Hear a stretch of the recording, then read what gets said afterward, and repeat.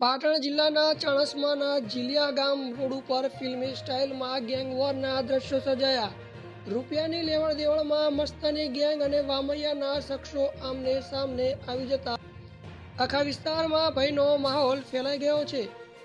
રામાદાની farm હાઉસમાં હુમલાના ઈરાદે અનેક અસામાજિક તત્વો ગાડીઓનો કાફલો લઈને ત્રાટક્યા હતા।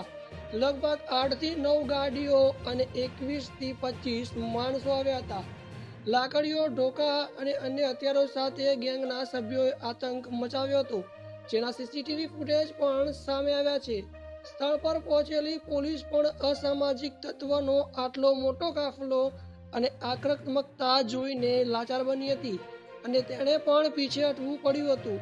પ્રાથમિક માહિતી મુજબ આ ગેંગવોર પાછળ ખંડણી અને રૂપિયાની ઉઘરાણી જવાબદારી હોવાનું મનાઈ રહ્યું છે। જો કે આજે એટલે કે આ ઘટના 15 તારીખે બની હતી, કાલે રાત્રે બની હતી, ત્યારે આજે સવારે ભાજપ પ્રમુખ જગદીશની મુલાકાતે છે। આ સમગ્ર મામલે 2 FIR નોંધવામાં આવી છે। એકમાં ફરિયાદી પોતે પોલીસ બની છે, જ્યારે બીજી ફરિયાદ રોનક રબારીએ નોંધાવી છે।